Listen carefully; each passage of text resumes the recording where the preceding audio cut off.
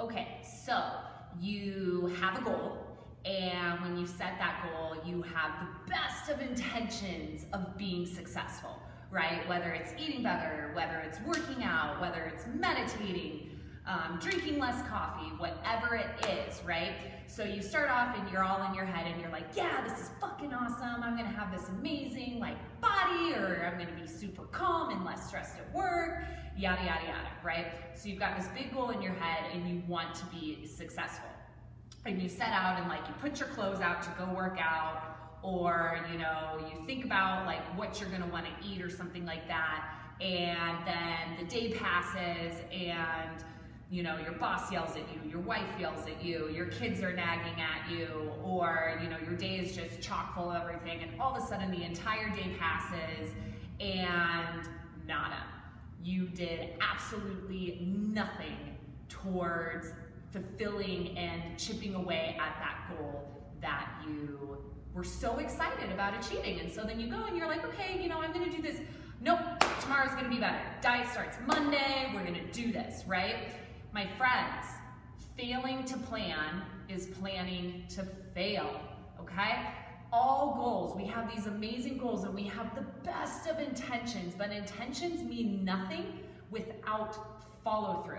Intentions mean nothing without intent. Intentions mean nothing unless we actually execute on them and follow through.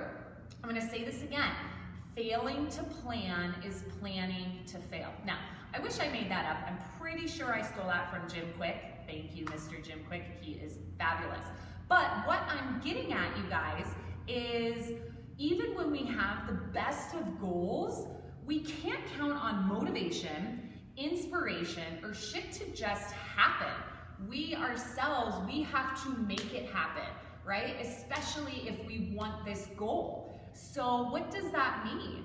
That means we plan, okay? So I'm gonna give you 2 simple hacks and tips, the best tips possible for working out and for eating well. Now this applies to everything, okay? In the beginning I talked about meditating, I talked about drinking less coffee, I talked about being less stressed at work. But here are 2 things that you can do right this second to make sure that you fulfill your goals. The first thing you're gonna do is you're gonna plan out the what, the where, and the how. And you're gonna do that in your diary or in your calendar. So if your goal is to work out, you're going to say, I'm going to go to the gym, okay? Insert the gym's name there, Compass Fitness, Dryland Sports, 24-Hour Fitness, whatever it is. I'm gonna go to the gym Monday at 2 p.m. And then you're gonna enter it, act like this is a phone. You're gonna enter it into your phone and you're gonna make an appointment with yourself. You guys, the number 1 most important person in your life is yourself. If we don't take care of ourselves, then we're just not showing up for everybody else. If we're not showing up as our best selves, and we're not honoring the goals and the commitments that we set to ourselves, how can we expect to do that with work, with our loved ones, with our children, right? It's ridiculous. So first thing you're gonna do, if working out is your goal, you're gonna set your goal. You're gonna say, I'm gonna work out 4 days a week. Now, instead of just saying, I'm gonna work out 4 days a week and then just expecting it to happen and expecting motivation to strike you on Thursday at 5 p.m. after you've had a shit day and all you wanna do is go to the pub and have a drink, right? You're gonna take that motivation, you're gonna take that inspiration, you're gonna take that oh shit, I need to do this. You're gonna take that out of the equation and you're just gonna make a plan. So you're gonna say, I'm gonna go to the gym 4 times a day. I'm gonna go to the gym Monday at noon. I'm gonna work out at 24-Hour Fitness, and I'm gonna do strength training from 12 to 1. Put it in your calendar. Monday at noon comes, you grab your gym bag, you go to 24-Hour Fitness, you do your strength training. You do that with all your other workout regimens. Okay?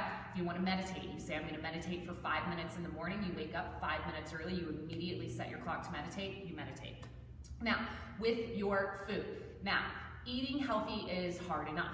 And we want to make consistently good choices. And unfortunately and fortunately, we have emotional ties with food. So what that means is sometimes when we're having really good days, we eat really well. Sometimes when we're having really good days, we treat ourselves to the cupcake, right? So if eating healthy is one of your goals, what are you gonna do? You're gonna make a plan, right? Because failing to plan is planning to fail. So you are going to write down everything that you plan to eat, at least 24 hours in advance, okay? So you write down, what I like to do is I take a Post-it note and I post it on my refrigerator of what I'm gonna eat for the entire week. I plan out a week in advance. This does not mean that you have to meal prep. This just means that you're sitting down and you're saying, okay, so for my breakfast for this week, on Monday, Wednesday, Friday, I'm gonna have steel cut oats and I'm gonna have bulletproof coffee. On Tuesday and Thursday, I'm gonna have a protein shake with 2 cups of fresh fruits and vegetables, 40 grams of protein, and water is my base. For lunch, I'm gonna have a salad from Mod Market every single day. I'm gonna make sure that I'm putting some type of, single serve protein on that salad. 2 of those days is gonna be fish. For dinner, right, we're gonna go to Chipotle on Monday night, so Monday night, this is what I'm gonna get from Chipotle. Tuesday, Wednesday, Thursday, and you are legitimately planning down and you are writing everything out, okay? Get it out of your head and get it into the world. Get it out of your head and get it into paper. The second that you do that, a couple things happen, okay? First and foremost, what we are doing, okay, there's this thing called decision fatigue, all right? We wake up every morning, we have a limited capability, a limited amount of decision-making capability that we have throughout the day. So think of it as a gas tank or as a barometer or something like that, okay? So we wake up, our gas tank is full, right? Our first decision, we decide what we're gonna wear. Bam, a little bit less gas in the tank. We decide what we're gonna eat for breakfast, a little bit less. We decide, what route we're gonna take to work. Then you get into work and then there's a massive decision that you have to make, right? Every little decision. You get to the end of the day and unless you have already pre-planned that you're gonna work out at the end of the day, the fatigue and the apathy could potentially kick in and you're like, oh my God, I can't make any more decisions anymore. I just wanna go home. You know what? The gym plan is gonna start tomorrow.